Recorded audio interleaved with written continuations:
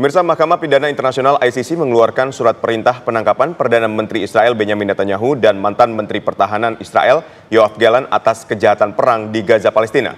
124 negara anggota ICC pun berkewajiban untuk mematuhi keputusan tersebut dengan menangkap Netanyahu dan Gallant bila mana keduanya berada di wilayah mereka. Sejumlah negara, pemirsa anggota ICC, menyatakan komitmennya untuk mematuhi surat perintah penangkapan.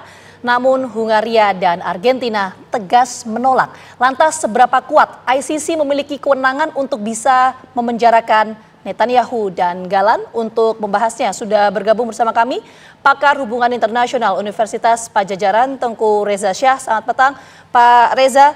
Pak Reza, ini kalau kita melihat selamat petang, salam dari Unpad di Bandung. Iya, bagaimana kemudian surat perintah penangkapan yang dikeluarkan oleh ICC? Bagaimana kewenangan ICC dalam sistem peradilan? Punya kewenangan untuk mengadili tidak?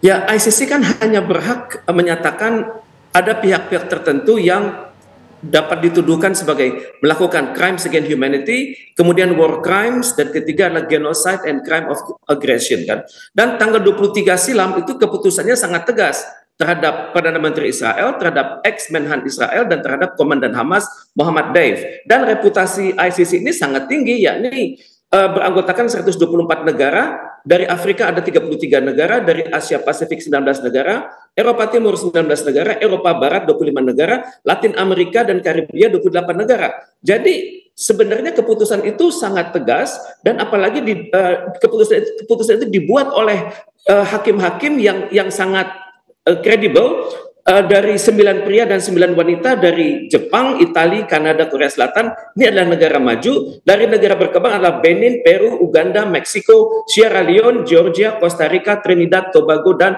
Mongolia. Jadi sangat representatif. Cuman masalahnya International Criminal Court ini tidak berhak mengadili kalau mereka itu tidak didatangkan kepada mahkamah tersebut yang berada di Den Haag begitu. Jadi sementara ya para tertuduh tersebut ya aman di wilayah mereka masing-masing. Apalagi kita melihat kenyataan bahwa ada negara-negara yang mendukung, ada negara-negara yang tidak. Bagi para tokoh-tokoh dari Israel ini, mereka akan aman-aman saja sepanjang mereka berada di Amerika Serikat. Entah itu kepada datang ke persidangan di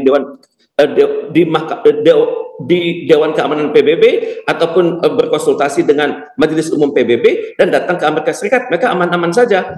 Tapi kalau datang ke negara-negara tertentu yang menyatakan akan menjalankan keputusan ICC tersebut, maka mereka tidak akan ke sana. Artinya ini sifatnya rekomendasi saja ya? Memang itu rekomendasi.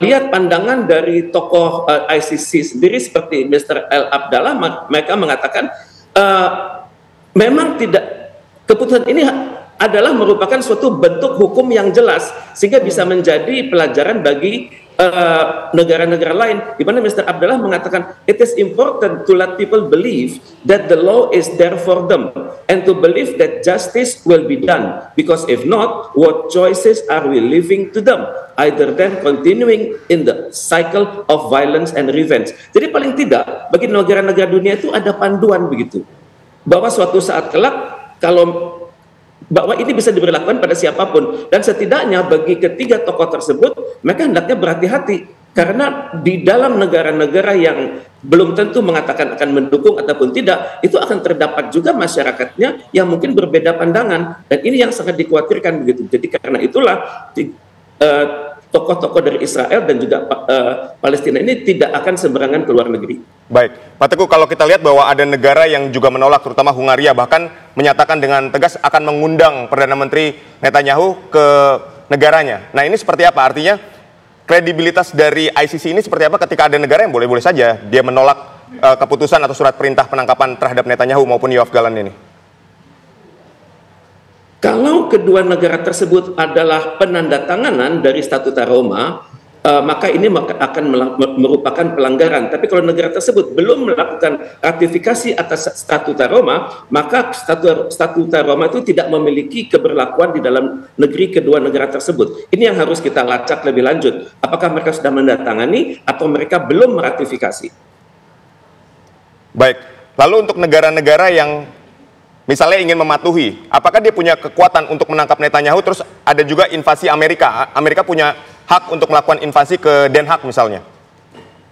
Anda menilainya seperti apa, Pak Teguh?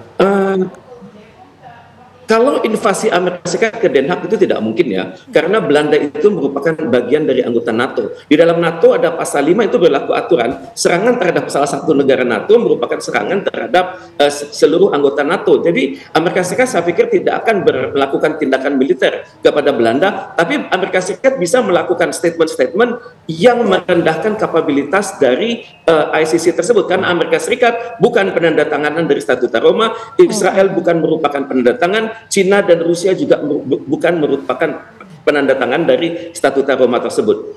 Jadi setidaknya Statuta Roma ini menjadi referensi hukum saja, dan paling tidak mengingatkan dunia kalau saat ini dunia tidak berhasil mengadili tokoh-tokoh yang dikecam oleh ICC tersebut, maka kelak kemudian hari mungkin akan ada tokoh-tokoh lain yang dapat ditindak. Cuman masalahnya aturan ICC ini saat ini dapat dikatakan sebagai tajam ke bawah, tumpul ke atas, karena hanya berlaku bagi negara-negara, bagi tokoh-tokoh yang bertentangan dengan Amerika Serikat dan bertentangan dengan Israel. Andaikan tokoh yang dituduhkan oleh ICC ini berasal dari Asia Tenggara, berasal dari Timur Tengah, berasal dari Afrika, maka saya yakin Amerika Serikat dan Israel akan menggunakan segala daya dan upaya untuk melacak tokoh tersebut. Oke, baik. Kalau kita tangkap poin dari Pak Reza tadi kan menyampaikan bahwa surat penangkapan ini tidak memiliki kekuatan penuh ya, Pak Reza ya. Tapi bagaimana untuk potensi penangkapan terhadap Netanyahu-nya?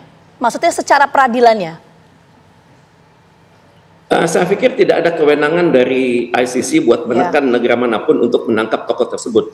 Dan ini memang dapat dikatakan putusan ICC ini adalah macan kertas. Hanya menjadi dokumentasi bagi persidangan-persidangan selanjutnya, dan hanya menjadi dokumentasi bagi perlunya dunia untuk benar-benar memerhatikan jangan melakukan kejahatan kriminal, misal yang namanya crimes against humanity, jangan war crimes, jangan genocide and crime of aggression juga jangan sekali-sekali dilakukan di kelak kemudian hari. Baik, Pak Reza, lalu apa dampak dari keputusan ICC ini terhadap misalnya perang di Palestina sendiri?